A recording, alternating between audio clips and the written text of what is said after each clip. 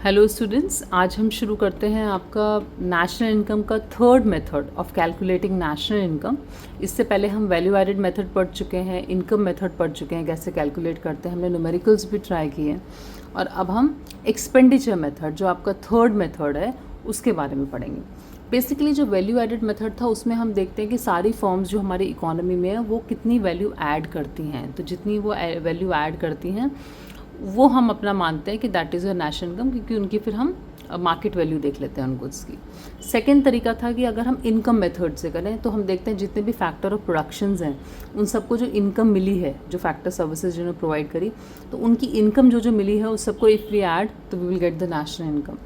Third cases हम ये मान रहे हैं कि जो हमारा खर्चा इकोनॉमी में सब लोग मिलके कर रहे हैं, सारे सेक्टर्स मिलके खर्चा कर रहे हैं, उस खर्चे को अगर हम ऐड कर लें तो वो भी हमारा नेशनल इनकम हमें कैलकुलेट करके दे देता है। तो this is your last case of calculating national income, right. तो देखिए, एक्सपेंडिचर मेथड है ये, जिसको बोलेंगे हम नेशनल इनकम कैलकुलेट करने का। तो this method measures national income as total value of final expenditures. जो खर्चा सब लोग मिलके कर रहे हैं उससे हम नेशनल इनकम निकाल रहे हैं। वो खर्चा कौन कौन करता है? ये चारों सेक्टर्स, ठीक है, house hold, firm, government and foreigners, ये सब मिलके जो खर्चा कर रहे हैं that is your national income. और एक खर्चा जो है जब निकलेगा तो वो आपका किस एग्रीगेट में हम एक्सपेंडिचर मेथड को निकालते हैं? GDP at MP. तो जो खर्चा सब ऐड कर लेंगे जब आप, तो वो जो निकल के आएगा दैट विल फाइनल एक्सपेंडिचर जो निकलेगा इकोनॉमी का, that is your GDP at MP, ठीक है। और जीडीपी एमपी से फिर अगर आपको नेशनल इनकम निकालना है तो वो बहुत इजी है, आपको पता है जीडीपी एमपी से नेशनल इनकम कैसे निकलता है, तो वो हम आगे कैलकुलेट कर लेते हैं। ओके, तो अब आपको ध्यान रखना है, इसमें 4 चीज़ें आती हैं।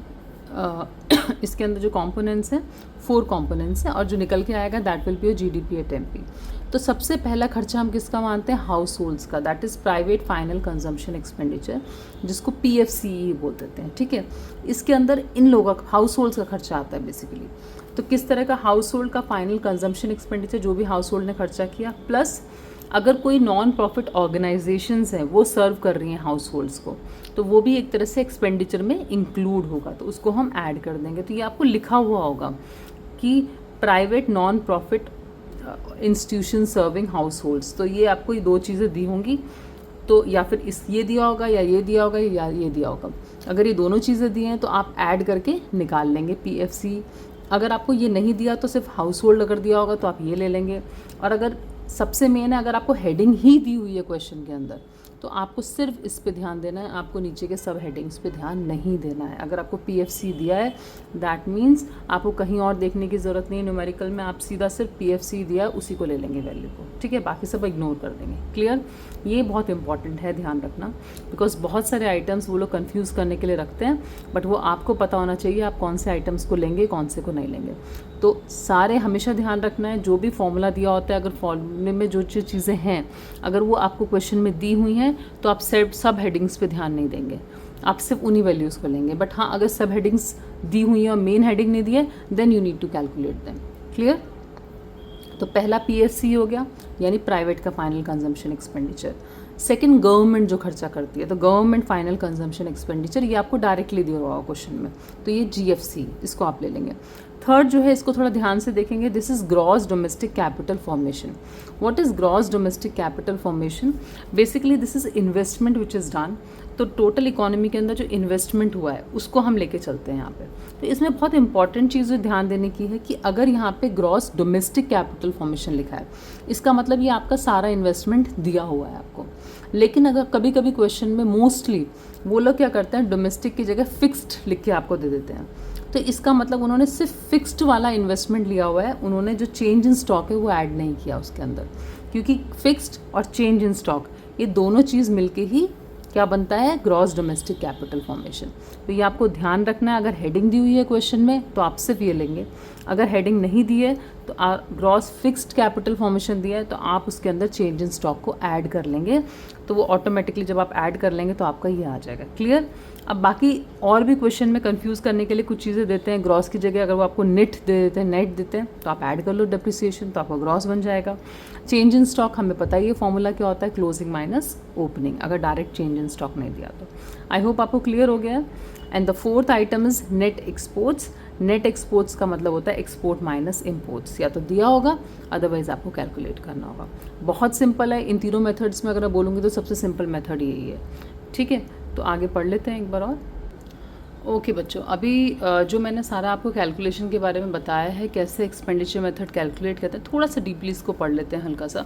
थोड़ा सा डिटेल में बताऊंगी कुछ चीज़ें जो आपको ध्यान में रखनी है। Like first point is that PFC के बारे में अगर हम बात कर रहे हैं, private final consumption expenditure, that is the first point जो हमें लेके चलना है।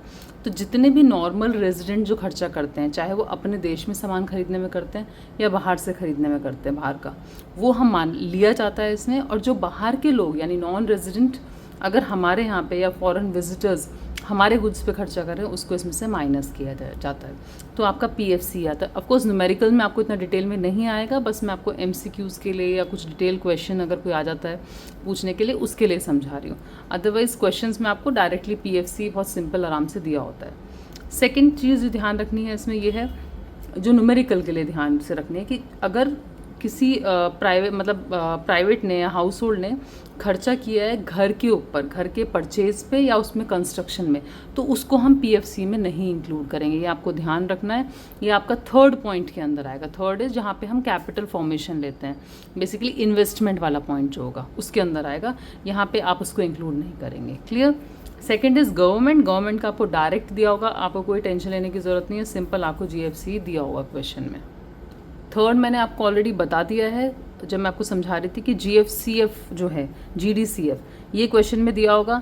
ठीक है, अगर नहीं दिया होता तो आपको फिक्स्ड दिया होगा तो फिक्स्ड लेंगे प्लस चेंज इन स्टॉक, इन दोनों को ऐड कर लोगे, यू विल गेट जीडीसीएफ। अच्छा, दूसरी चीज़ एक न्यूमेरिकल है जो कभी कभी हल्का सा कंफ्यूज करता है आपको। जैसे मैं अभी बता रही थी कि अगर मान लो फिक्स्ड भी नहीं दिया हुआ क्वेश्चन में, मान लो कि ये भी नहीं दिया हुआ, ये भी नहीं दिया, बहुत रेयर केस में अगर एक क्वेश्चन आता है, तो आपको क्या दिया होगा, ये 3 तरह के इन्वेस्टमेंट्स दे रखे होंगे। जैसे पहला ग्रॉस बिजनेस का फिक्स्ड इन्वेस्टमेंट दिया होगा, और साथ में रेजिडेंशियल, जो मैं आपको पहले बता रही थी कि पीएफसी में हमें नहीं लेना, घर का कोई अगर उन्होंने कंस्ट्रक्शन या परचेज किया है वो, प्लस पब्लिक इन्वेस्टमेंट जो गवर्नमेंट करती है। तो ये तीनों खर्चे आपको अलग से दिए होंगे। तो इन तीनों खर्चों को अगर आप ऐड कर लेंगे ये इन्वेस्टमेंट्स को, तो ये हमारा ग्रॉस फिक्स्ड कैपिटल फॉर्मेशन आ जाएगा। ठीक है, मतलब अगर आपको क्वेश्चन में फिक्स्ड नहीं दिया हुआ है तो आप, अगर आपको ये 3 चीज़ें दी हैं तो आप ये तीनों को ऐड करेंगे तो ये आपका फिक्स्ड बन गया। उसमें आप चेंज इन स्टॉक ऐड कर लेंगे और ये पूरा जब दोनों ऐड कर लेंगे you will get GDCF. Clear.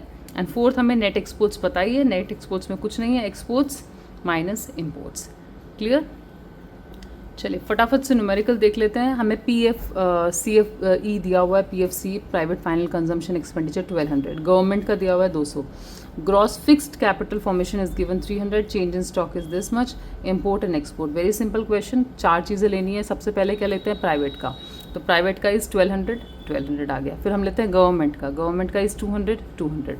Third हमें लेना होता है gross domestic capital formation, GDCF। If GDCF is not given, I told you we will take fixed plus change in stock. So 300 plus 400, it will be 700. Then net export is export minus import, 600 minus 500, that is 100. तो इन दोनों को total करोगे you will get 2200 as your GDP at MP। तो हमें question में यही पूछा है। अगर हमें NNP at FC निकालना होता है, नेशनल इनकम इससे निकालनी होती है, जो भी वो मांगते हैं एग्रीगेट, तो आप इससे कन्वर्ट कर सकते हैं। क्लियर। ओके, एक नेक्स्ट टाइप का क्वेश्चन है, ये है आपको क्या निकालना है, GDP at FC। GDP at MP नहीं बोला, GDP at FC बोला है। पहले तो आप हमेशा ये देखोगे क्वेश्चन में पूछा क्या है आपसे। ठीक है। Then private final consumption expenditure is given, that is 800। Net domestic capital formation दिया हुआ है 150। ये ध्यान रखना है, this is net not gross. ठीक है, तो नेट को जब मुझे ग्रॉस बनाना पड़ेगा, क्योंकि मुझे जी चाहिए यहाँ पे, सॉरी ये थर्ड वाले का पॉइंट है, जी चाहिए, तो आई विल ऐड डेप्रिसिएशन। मतलब जब भी आपको जी बनाना है, ग्रॉस को नेट को ग्रॉस बनाना है, तो you will add depreciation. Then आपको चेंज इन स्टॉक दिया है, NFI दिया है, NIT दिया है, government final consumption, net exports and consumption of fixed capital, that is your depreciation. Clear. These things are given. आप कैसे करेंगे क्वेश्चन सॉल्व, देखो। सबसे पहले के फर्स्ट पॉइंट PFC यानी प्राइवेट का फाइनल कंजम्पशन एक्सपेंडिचर, ये रहा 800, ले लिया 800। सेकेंड हम गवर्नमेंट का लेते हैं, गवर्नमेंट का हमें डायरेक्ट दिया होता है 450 ले लिया। थर्ड हमारा क्या होता है GDCF। GDCF is gross domestic capital formation, ठीक है। यहाँ डोमेस्टिक होना ज़रूरी है, क्वेश्चन में देखना पड़ेगा डोमेस्टिक है, हाँ ठीक है, फिक्स्ड नहीं होना चाहिए, तो ये फिक्स्ड नहीं है। बट G की जगह क्या है N, यानी हमें ग्रॉस की जगह नेट दिया हुआ है, तो दैट मीन्स मुझे इस नेट को I need to make it gross. तो ग्रॉस बनाने के लिए I will add depreciation and this is your depreciation. So we will add these two, 150 plus 50. Clear? So it will become 200. Then last is net export. Net exports आपको दिए हुए हैं -30, तो we will take -30. इन सबको calculate करेंगे, you will get 1420 as your GDPMP. अब मुझे question में क्या पूछा है, GDP at FC बनाना है मुझे, तो जो आपको फाइंड आउट करना होता है, you will write on left side, जो गिवन होता है या हमें पता है that is on right side, और we will adjust this then. तो अगर मेरा MP है, MP को FC बनाऊंगी, that means I need to subtract NIT, मुझे NIT माइनस करना पड़ेगा। तो NIT को मैं माइनस कर दूंगी, NIT is 120, this is 120 and I get 1300 as my answer. Clear? एक और हम डिफरेंट टाइप का क्वेश्चन कर रहे हैं और बहुत ध्यान से देखिएगा। इस बार क्या निकालना है, gross fixed capital formation. Gross fixed capital formation क्या होता है, जो मेरा ये GDPMP जो निकल के आता है एक्सपेंडिचर मेथड का, इसमें 4 पार्ट्स होते हैं। तो पहला P था, PFC, देन गवर्नमेंट का, देन GDCF जो होता है, इसमें जो 2 पार्ट्स होते हैं उसमें एक फिक्स्ड होता है और चेंज इन स्टॉक, तो वो मुझे निकालना है, ठीक है। तो इसे निकालने के लिए अब हम देखेंगे क्या क्या दिया हुआ है। तो हमें ये क्वेश्चन में दिया हुआ है gross domestic product at market price, तो यहाँ पे हमने ये लिख लिया, ठीक है। अब मेरे को PFC दिया हुआ है मुझे PFC, मुझे गवर्नमेंट का दिया हुआ है, मुझे GDCF नहीं दिया हुआ तो मैं GDCF को एज इट इज़ लिख लूँगी। एंड X-M दिया हुआ है, हाँ X नेट एक्सपोर्ट्स दिया हुआ है, ठीक है। बेटा जब बाकी सारी चीज़ें आपको दी हैं और आपको एक चीज़ नहीं दी तो हम बाकी तो निकाल सकते हैं वैल्यू इसकी आराम से। तो इसकी वैल्यू निकल के आ गई आपकी 1050, ठीक है।